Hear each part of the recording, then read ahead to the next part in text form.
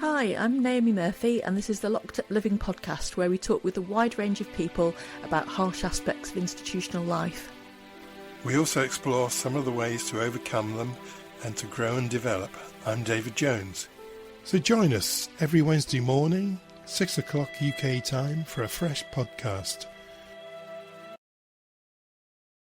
Well, today we're meeting with Jacob Hill, and Jacob is the founder of Offploy. So welcome, Jacob. It's really nice to meet you. Thank you very much, David. Thank you, Naomi. Good to see you again, Jacob. You too. Thank you for having me on. So, as we just said, you're the founder of Offploy. Can you tell us what that is and what it does? Absolutely. Offploy is it's a peer mentoring organisation. We support socially excluded people at risk of offending, and we help them achieve their goals in life. That's the bulk of what we do. We started 8 years ago and have been proud enough to support 4,000 people in that time since. 8 years is a good long time, isn't it, to be running an organisation like that? That's something to be congratulated on, I think. Thank you so much. I think in this sector it can be really difficult. I think people can rely on grant funding, government funding, and very rarely focus on the kind of the commercial sustainability of an organisation. That's been at the core of what we do, but hasn't always been a straightforward path for sure. So how did you come to be so interested in the employment opportunities available to people who've been in prison? For me, it was very much when I used to hear about prison and prisoners, I mean, I was brought up by two police officers, and for me, only bad people broke the law, or naughty people, maybe, as my parents might have explained it to me when I was younger. So prisoners, my only perception was TV, was Shawshank Redemption, Prison Break, etc. I always had this poor impression of anyone with a conviction, just assuming that they're people capable of causing harm and violence to others, not really fully understanding the full spectrum of what having a conviction means. And until the fateful day that the judge banged the gavel and sentenced me to 28 months. And that was kind of where the journey started for me. Through debt, I ended up in drugs, which ended up in prison, which ended up changing my entire life and my parents' life's perceptions of what a criminal is and what we do with them as a society. So obviously you've raised two things there for yourself: your preconceptions of people who go to prison, going to prison yourself, and having parents, two of whom were police officers. How did you cope with that? Well, there's the bit. I'll always say that the bit before prison for me was a lot worse than prison itself. The fear of prison, the fear of going to prison, based on my perceptions of what they all were. So 11 months of waiting to be sentenced versus spending 9.5 months in prison. It's strange that the pre-part is worse than the actual, based on the fact that you keep your head down, you keep out of trouble. They are relatively safe environments. My cellmate, when I first was sentenced to prison, I went to Armley Prison, Leeds, and it was the second highest for suicides in the country at the time. I don't know where it is now. I don't keep a track of that. So the fear of going to prison was obviously very, very high. The fact that my cellmate was called Mr. Big is something that you never want to hear about your cellmates, especially when you're 5'10" like me and don't have an ounce of muscle on your body. And it was yet again the idea of what prison was. So were people cruel and evil in prison? Well, no. Most wanted to get on with getting on with the sentence, getting on with, in their mind, what was going to be kind of a hopeless sentence and maybe even a hopeless future. I had two issues in prison with violence based on what my parents did, and that they were just young people trying to just be angry at the world and get back at the police. But the people who had my back were other prisoners, and so I can't say that it was those darn prisoners who people serving a sentence who were naturally against the son of police officers, because on the flip side of it all, they were people who would ensure that stuff like that didn't happen on the wing, because they wanted a peaceful wing and they knew I wasn't really a threat to anyone. So it was a daunting time and a daunting experience. And whilst the 11 months before was, I'm going to say, was more afraid the 11 months before. I won't say it was worse than, but I was certainly more afraid. Versus the 9.5-month sentence, I still wouldn't wish it on anyone, and I still don't think prisons are serving a purpose for any of us through on this call in terms of making our society better at the moment. Jacob, can I just ask, because I'm intrigued by the fact that both your parents are prison officers. Police officers. Sorry, yep. No, you did say police officers. That was my mistake. Police officers. And I just wonder how things were in the family when you got arrested. Just wondered how your family coped with that. So mum and dad are split up, but that's no reason why I went to prison. I always want to try and caveat that. I don't want to sound like I was brought up in a broken home, and especially compared to many of the men that I met inside who didn't know parents, had lost parents at a young age, or were rejected by their parents. It's a whole different world. So my parents, both incredibly supportive. Maybe at the time that I was running my business before I went to prison, before I made the choice to sell drugs and try and repay debts and deal with a few other issues in life, maybe they didn't really know how to connect with me, and I didn't really want to connect with them. So we weren't apart because I was under their roof, staying between mum's and dad's house whilst at university.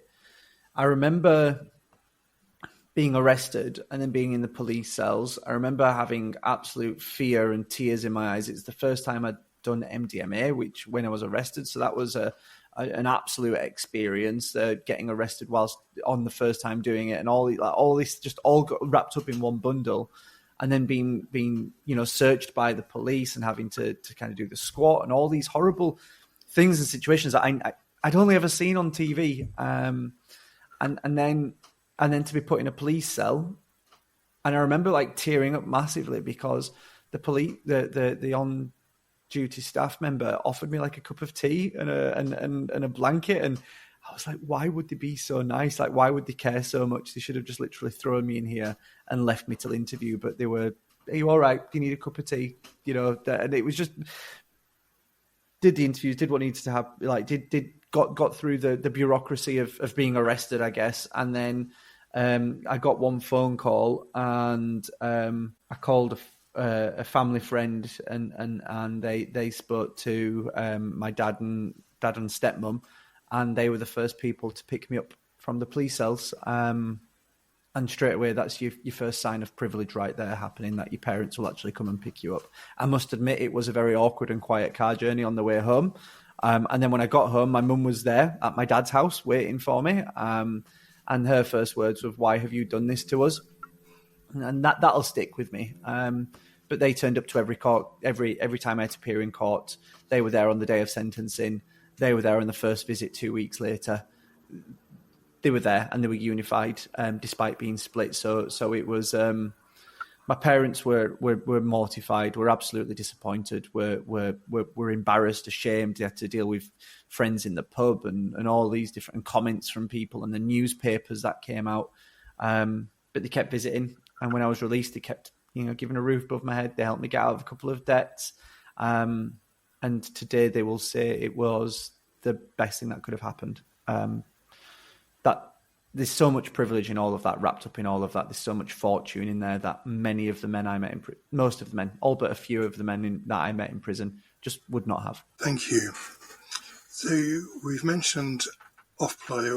I hesitate because I'm not quite sure I'm pronouncing it correctly. Offploy gets started. Is that right? Offploy, yeah. Offploy is absolutely. Offploy is right. Offploy is perfect. It's quite straightforward. Offploy. Yeah, that's us. That's us. How did it get started? How did Offploy get started? It was when I was in prison. I got to about month 3, and I got really bored again. I'm before I went to prison, I had a business. I've been in business, starting businesses since I was selling sweets at school, but getting other kids to sell the sweets and then selling it across 2 other schools. I mean, it has drug dealer written all over it, and no one really kind of said, we probably should do something about this. The school did tell me off and put me in detention, but then gave me the school's Entrepreneur of the Year award for the efforts. But that's from a really young age, and then going on to music events, to going on to this camping business that I had that didn't work out too well. how did Offploy get started? I was always worried after being arrested, after seeing the business, the camping business fail. It was a case of, am I disrespecting my parents, or if I try and get back into if I try and do something entrepreneurial again, should I just get my head down and try and get a job and carry on with all of this? But I would really struggle. I'd really struggle if I couldn't control my own calendar or my own kind of opportunities for growth and the ability to do what I love every day. And working for someone else for me wouldn't be that. So whilst I was in prison, I was always on kind of thinking, where could my experience and skills add value to this whole new chapter, to this whole new definition of my life? I've never had an ism. I was a young straight white kid from a privileged family, and then all of a sudden I'm now got a criminal conviction, and therefore I am now in a socially excluded group. I never even thought that could happen in life, and it was an absolute sobering thought. And I realized that I could use this kind of previous experience, this ability to talk to employers, hopefully some shred of kind of connections or network that I might have left afterwards, to advocate for people who wouldn't have had the same opportunities I did in life. And that's because when I was in prison, yes, we found a couple of nasty people and all that, but really it's desperate people. It's people who want to do better, who deserve to do better, and have so much less resource and opportunity than I had, that I genuinely, and I'm not trying to sound so altruistic and so kind of like, it was also lack of options of what else I could do. So for me, starting Offploy was kind of a double-edged sword that I could really see building something impactful here, maybe repaying my debt to society in some way, but ultimately helping the guys that I met inside to go on to just, all they needed was a door opening for them. And that's kind of where the idea for Offploy came from. So I got to work writing a business plan, and I kept, my job was a St. Giles Trust peer mentor in custody, and you ended up with a lot of liberties and free time. So I was able to head to the education department a lot, and I wrote a 52-page business plan. Friends and family would Google terms for me that I needed, and then I would circle the Google page and post it back out to them, and then they would click the links and print the website off and send that back into the prison. It was the longest Google search ever. Normally Google says at the top, we found you 14 million results in 0.0008 seconds. Mine was about 10 results in 2 weeks. But I wrote the business plan, and then was desperate to try and get some funding and investment. I was introduced to people at the National Careers Service. They said they wouldn't fund me. They just funded 2 other guys, and they gave them £15,000 whilst they were in prison, like ready for release. And they said, we can't fund you because one of those 2 guys has come back for selling drugs, and we can't take that risk again.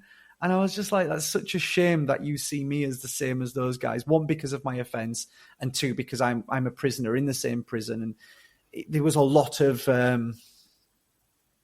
even in the system, there's a lot of kind of prejudice and grouping people together as the same. You are an ex-drug dealer, so you're going to probably do it again, or we can't risk it again with you. But they did palm me off to someone in the community, and thank goodness they did. This was a lady called Rachel, who was phenomenal, believed in us, still does today. She's amazing, and introduced us to her boss, who introduced us to his boss, and that was Nigel, the 50% shareholder of Offploy, who has gone on to invest significant amounts of cash in what we do. And I'm very proud to say we've repaid all of that. But he gave me the chance 2 weeks after my release. On the day of release, I had no connections apart from the introduction to Rachel. And 2 weeks later, Nigel said, yes, I'll support you. 6 weeks later, we started Offploy. So it all happened really quickly. Thank you. Jacob, I wonder if you could just help me understand something. Really, because you've mentioned how you have been starting businesses since you were at a very early age, and you made a connection with drug dealing as being one of those businesses. Mm-hmm. But I wonder if you can help me understand what it is about starting businesses that attracts you. I like the idea of creating more from less, or creating something from nothing, some might say. I like the idea of that I can see two relatively unconnected worlds, and you bridge that gap. Whenever I've done kind of run sessions with young people or ex-prisoners about around kind of starting a business, I always say try and find your two passions and bring them both together. So that might be someone that really likes glassware making and skiing, and I've literally just looked at a piece of glass over there, and I'd be saying if those are two very strange worlds cross over in the middle, the world's so big that there will be a niche for glassware making and skiing somewhere that you could. And so I always ask, what could your two kind of passions and interests be? And for me, it was entrepreneurialism, and then now a person with a conviction. I was like, these are my two little worlds. I'm going to see how those two fit together. And there was a few ideas bouncing around, but the original idea was a recruitment agency. But why am I so interested in starting it? I think it's because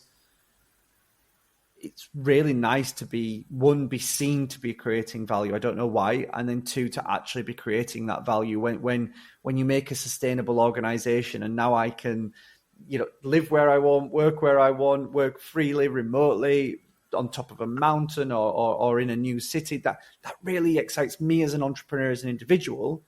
But now we've got a team of 20 plus colleagues, and I'm now trying to say, how do I give them as much of that as possible so that they can come and work for an adult organization where they're not nanny stated on how long they should be at work and where they should work, for all these different bits. So I just hope I'm creating value. I think that's what really excites me in doing all of this.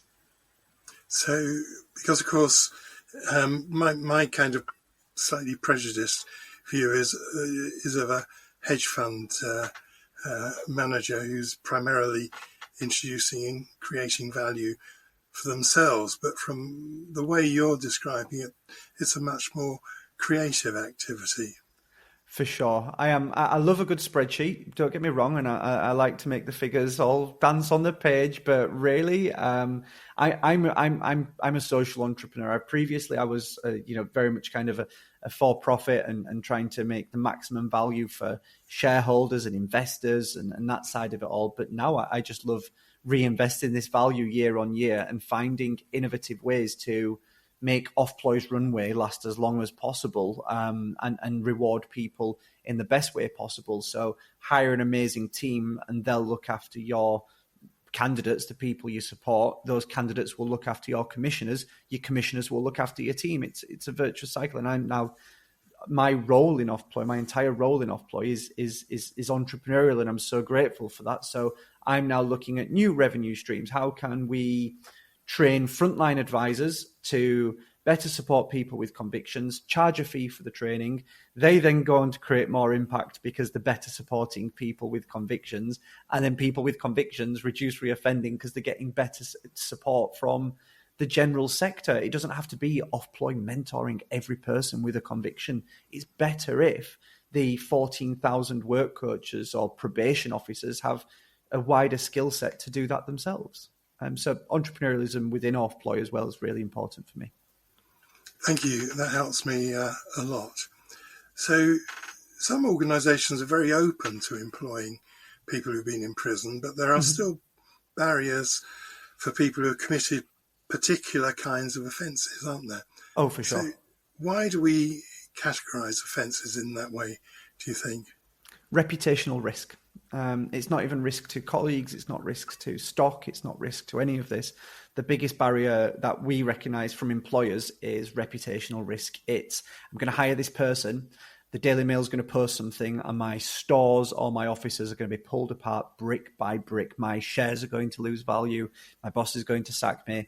I'm going to, lose my job. My kids are going to be ashamed of it. Like, the HR manager's mind is on absolute overdrive. The CEO's mind is potentially on overdrive of reputational risk. Now, and you think you're mitigating that risk because you're saying, right, well, those three groups, people with sexual offences, people convicted of murder, people with terrorism, or even arson-related offences as well tends to pop up. The biggest myth is that my insurance doesn't allow me to employ people with arson offences.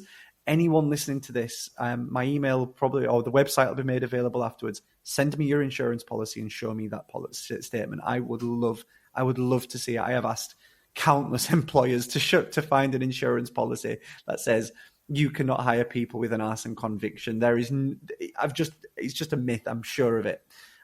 So the stigma there is around reputation, in my opinion.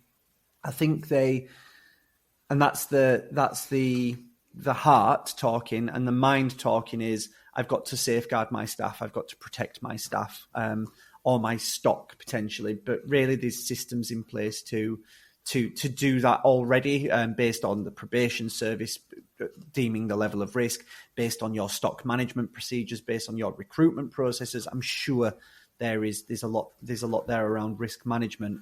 So for me, those offences are broadly linked to reputational risk. And what I will say is that, I think it was last year or 2 years ago, 60% of the people we got into work were people with such, I'm going to say notorious offences, but I don't think it's the right word. Those big four, 60% were those big four. So I also don't want to hear it's impossible for people with those offences to get work, because there are employers who don't ask, there are employers who consider on a case-by-case basis, and there are employers who actively hire from all groups, offending categories. So there's enough out there, but you've got to stop looking at it from a broad perspective, I believe, where let's get an employer to sign up to take 50 people off us, and instead flip it the other way and say, let's get an individual to know how to job search when they have extra restrictions, be it their offence, their geography, or who they can and can't work with. Do you think other factors might come into this? I was just thinking about emotion, because I was just thinking obviously that hierarchy of offences. I forgot about emotion. Yeah, well, the hierarchy of offences exists in prison, doesn't it? And we've discussed perhaps playing a particular role that there are certain kind of offences that we perhaps find more disgusting, and make it harder. It's easier to think of the person as other than. Maybe there's more of a capacity to tolerate the idea of losing your temper and lashing out in the moment than there is to think about people that do some other unsavoury things. I get it. And I'm loving the broad use of language as well with the disgusting, because it is an emotional topic. It's that guy's hurt a child before, I've got a child. And I don't, by the way, I don't want to, but I'm saying that someone, a person who has a decision over whether you get a job or not, might be seeing that and thinking that. So we've got to ask ourselves the question, that is possible. And society is not broadly encouraging of people with sexual offences. I completely, I can see that. I can see that at times. There's some great few in the criminal justice sector who are there to support and encourage and build and work with individuals, as Offploy are. We're very much so.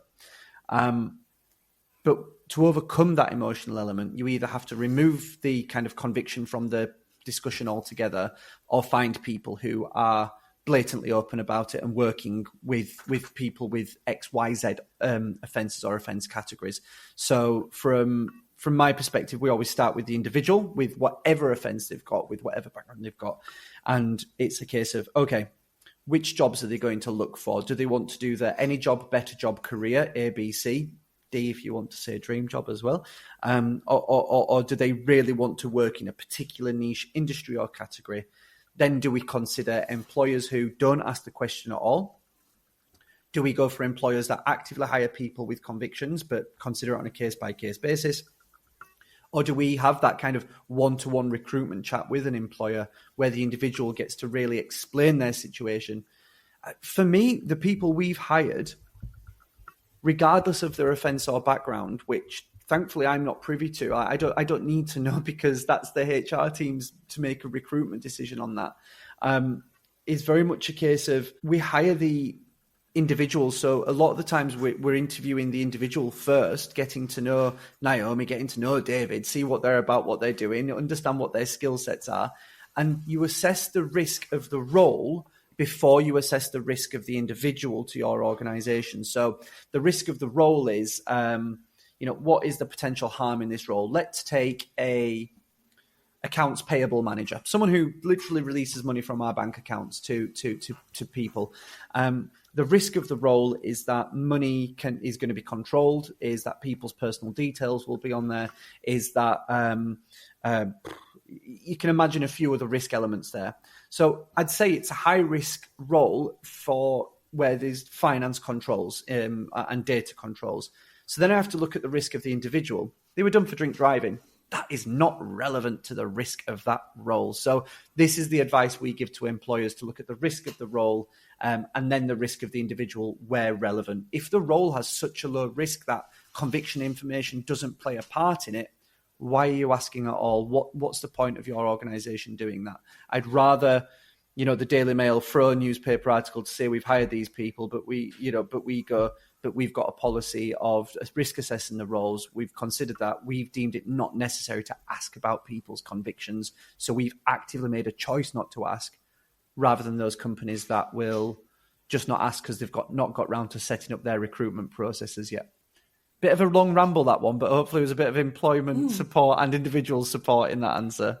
So can you tell us a bit more, Jacob, about the kind of work roles that the kind of tasks that your organisation is doing to overcome these kind of barriers? We've got two sides to the organisation. So one is supporting the employers. So this is very much around getting into the hearts and minds of typically HR or CSR, social impact practitioners, decision makers. And with those, we're taking them through a 7-step process where they do everything from the foundations of getting the culture right through to step 7 to measuring and managing their impact right at the end. So, and in between is everything around advertising jobs, risk management, policies and procedures.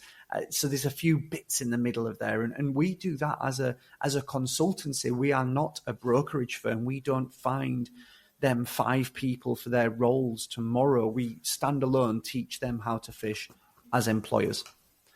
And then on the flip side of that, you've got the support we give to people, I'm going to say this, at risk of offending. We used to be specifically for people with convictions.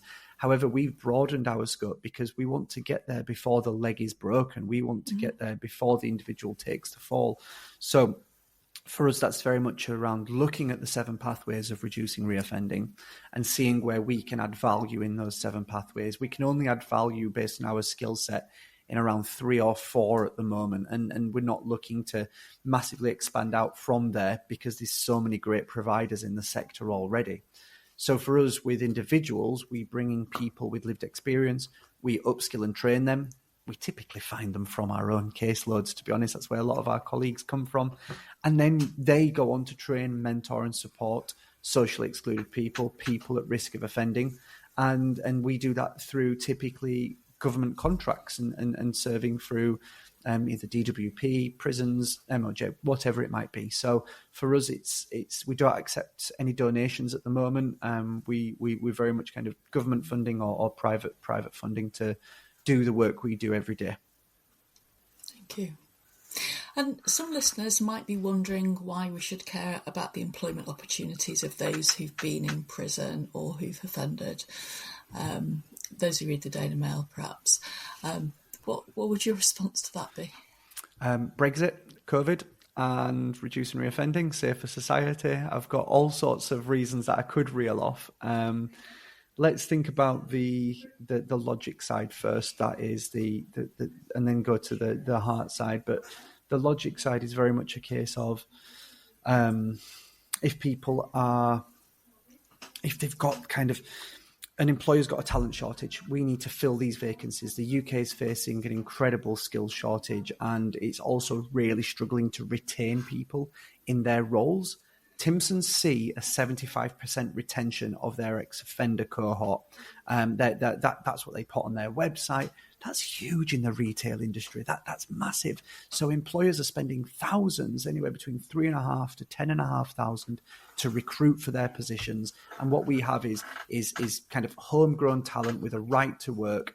They've got the skills, the willingness. We've got a broad spectrum of individuals. 25% of the working age population has a conviction. If I'm an employer saying I'm not going to hire people with convictions, I'm turning down 1 in 4 candidates. That's phenomenal to be able to do that. So post-Brexit, post-pandemic, we need talent. That is a big deal.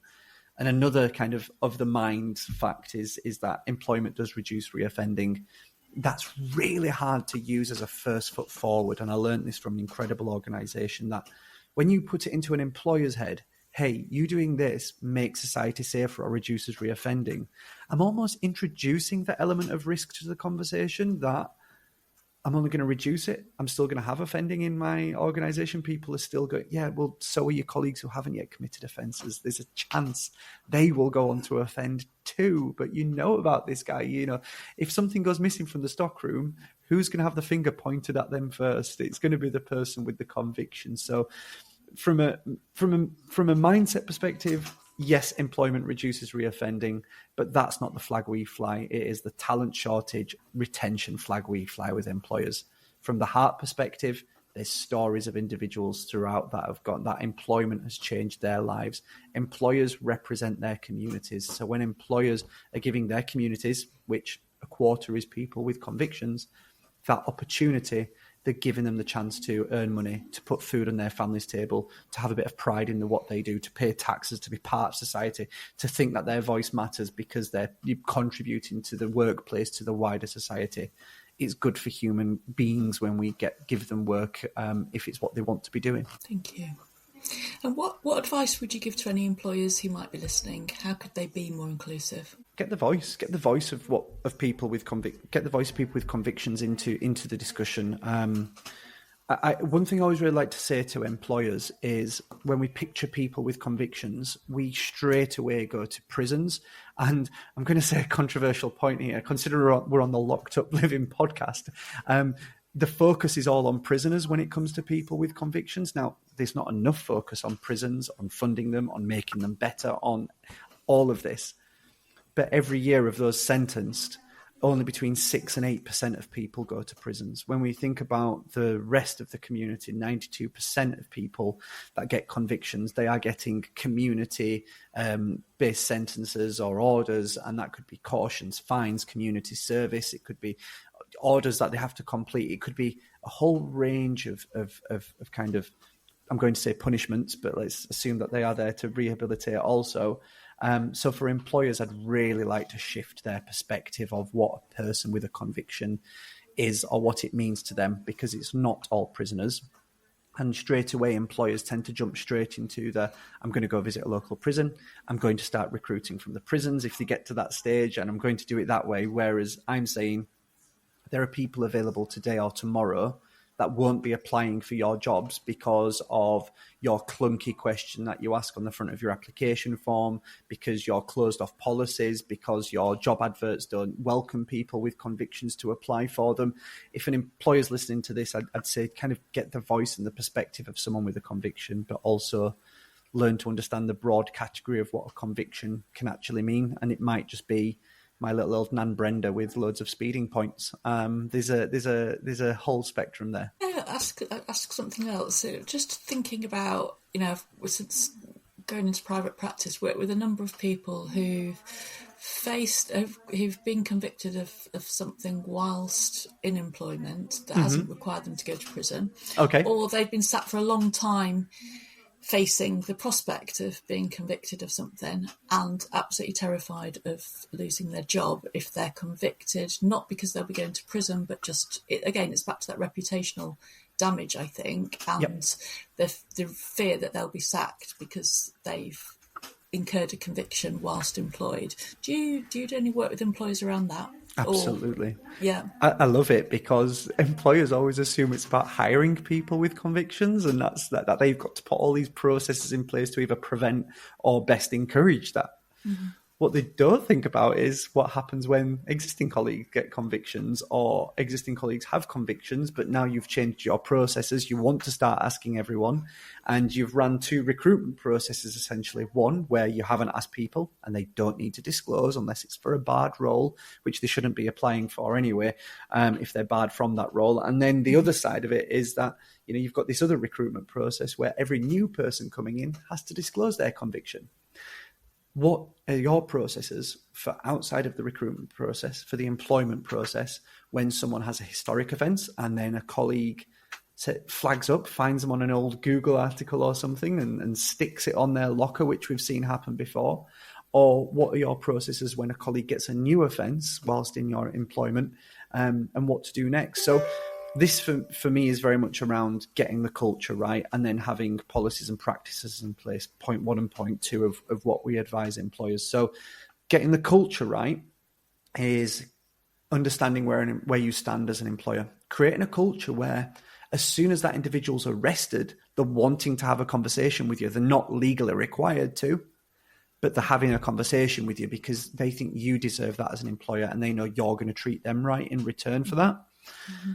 Rather than you waiting until the day of their court hearing, finding out in the newspapers and wondering why your colleague's not giving you 30 days notice and they've just gone to prison, or they've been shamed in all the newspapers and don't turn up to work the next day because they think their colleagues are going to get them. So where is your culture as an employer where you show them that your colleagues, that you've got their back, that you say you might have done something wrong, you didn't do it to the workplace or in the workplace, you may have brought our reputation into disrepute because their company will be mentioned in the newspaper article, typically because the employer will have given, the individual will have given their employer as a kind of, I work there, I've got a job, please don't let me lose my job, is mitigating circumstances. So the culture is getting those individuals supported. The culture is then underpinned by the policies that say, in the event that a colleague works for us and they then get a conviction, XYZ process will be followed. Barely any employers have that in place. So that's the kind of the transactional nature of it all. But it's then about the individual just kind of checking in that they're okay and kind of understanding court dates and understanding what's next for them, how they might plead, things like that. Thank you. Thank you, Jacob. I think you're a pretty bright chap, really. Very fair of you to say, David. Thank you very much. Very kind. But at times you must face quite a lot of prejudice. If not about you, then about those that you're working with and representing.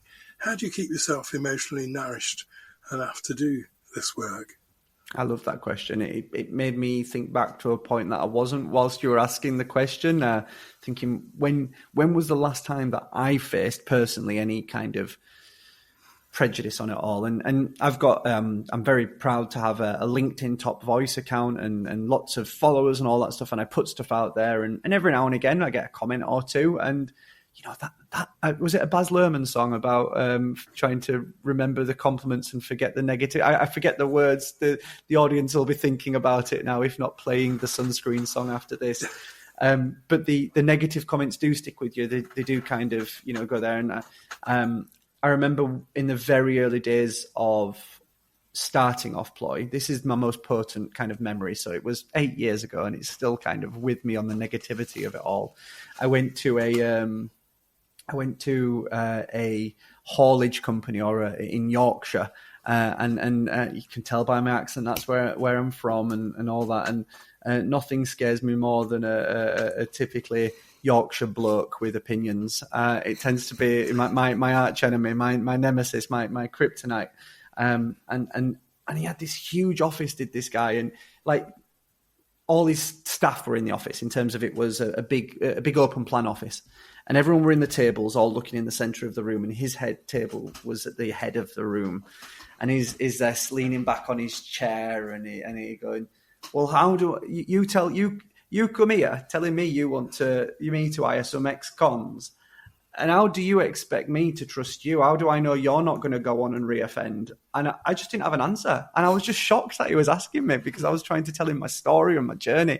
And he was just like, no, I'm not interested. And he said it in front of all his staff. And I remember just leaving the office and I did nothing. I did absolutely, I'd survived 9.5 months in prison with a cellmate called Mr. Big. And I would go into that room and this Yorkshire bloke just pulls me apart with his negativity and his kind of, how do I know you're not going to do it again? And I'm like, oh my gosh, that had not at all come into question. And that's the worst I've ever had. Now take an individual that's getting rejected from jobs every day. Take someone who can't get a house, can't get insurance, can't get everything that goes with it, and then has to deal with the system, which might be, they might feel against or feel is against them, and the sanctions and the fear of recall and everything on top of it. It begs belief that, recalls aren't even higher than they already are. And it's getting over that is where peer mentoring comes in, is where having people to talk to comes in. And I'm proud that's what our service does, but it's not enough. We're there for 12 to 15 hours with some individuals at best. You need friends, you need community, you need something. And sometimes that only communities, the people you used to knock around with or the people you were in prison with, to understand that situation. And it's so much easier to go back to that than face this constant rejection. So that's a huge part of this sector. And thank God the people listening to this podcast are probably going to be making the world a little bit better by not coming forward with those judgments, and maybe by listening to individuals when they are talking about the challenges that they face whilst having a conviction. That's a lovely anecdote. It made me think of Yorkshire Cricket Club for some reason. But how do you look after yourself, though? I remember being in prison saying it all gets stripped back when you go to prison. Before I went to prison, I was chasing the limelight. I was trying to be on TV shows. I was trying to be well known. I was trying to have $1 million in the bank. I was trying to never need my parents and never need, not rely on any friends and all these different things. And then you get put in a prison cell by yourself after, I did a few weeks with Mr. Big, and then the rest of the time was by myself in a Cat C prison. And you banged up from, is it 5:45 or 6:30 up until 8:30 the next day by yourself. And everything gets stripped back. You get your spends every week. Get more than enough. You don't have any rent or accommodation. You're going to have accommodation next week. I trust you can trust that. And it all gets stripped back. And then I came to the realization that what was important was this foundation of happiness of what's there. And for me, it's in my life now, it's very much about kind of, having my wife, my family, people being close together, and that is where it all starts. And as long as my work or my life doesn't go on and affect that damagingly, or certainly not for a long period of time, and we all have ups and down days, that's the first part. And then you look kind of to the individual, and that's where for me, consistently accessing therapy, consistently accessing the gym, what you eat. I know this sounds really transactional, but it's yet again, the most people just don't have that kind of thought in life, that all these things, little things matter, and enjoying certain things, but never indulging too much in certain things, never taking it too far. So for me, I very much focus on a very close centric circle of happiness, or a foundation of happiness. And it's very hard for anyone to kind of get into that. And the people who can do the most damage are the ones inside the circle, the ones you love the most, not the voices and everyone on the outside of that, the negative comments and the challenges. Probably the biggest fear, I think, that rests in all of this is that, what if I do damage with Offploy? Or what if Offploy doesn't survive? Or what if we don't, after 8 years, we've not made an impact, or we've not kind of done good in the world, or made a difference in people's lives? And what if it all goes tomorrow and I don't have a job, and I've got to start up again, or I've got to go and work for someone or something like that? These are fears that are within that circle that I work on every day, not the what did someone comment on LinkedIn last week. Brilliant. Thanks very much indeed, Jacob. Really nice talking with you and meeting you today. Yeah, hopefully Offploy will go from strength to strength. I hope so. Just keep tuned, I guess, and follow the journey. Thank you both ever so much.